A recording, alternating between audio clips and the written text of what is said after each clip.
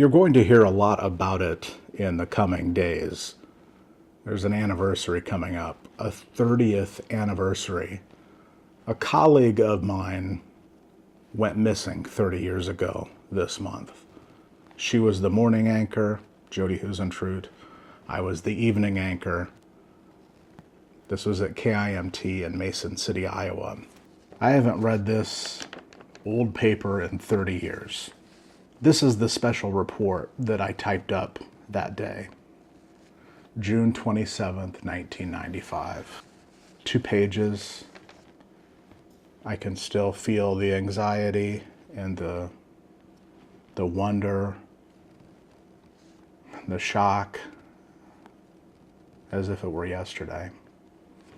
So I'm in the newsroom. I can picture the old metal desks that weighed a ton, the kind that were in middle school. We would sit on the edge, and when we did special reports, we would break into programming in the newsroom, sitting on a corner of a desk. You didn't really see that as the viewer. Here it goes. This is a News Channel 3 special report. I'm Brian Mastery, live from the KIMT newsroom. A colleague and friend is missing tonight, and police are looking for your help in locating her.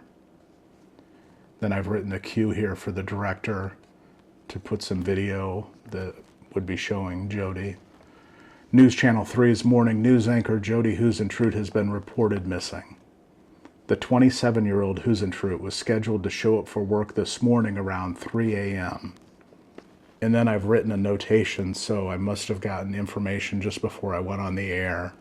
I wrote in the margin, Jodi hasn't been heard from since 6 a.m.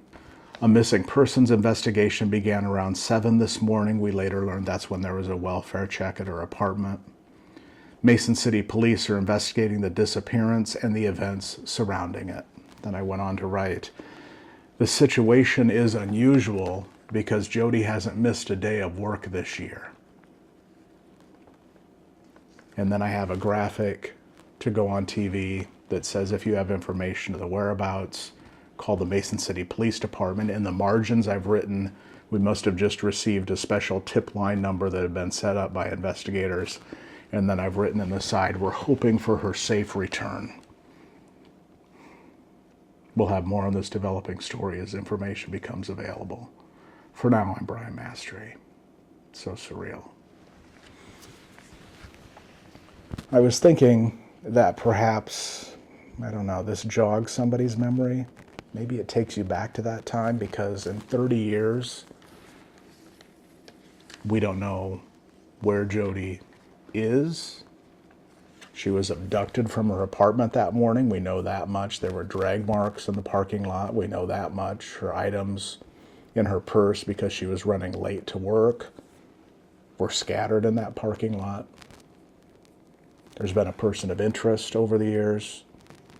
He has since died. But maybe by sharing this, it takes you back to that day in June 30 years ago in Mason City, Iowa, and maybe there's something that clicks now that could be the clue for police in solving it. I hope the next script I write says exactly that.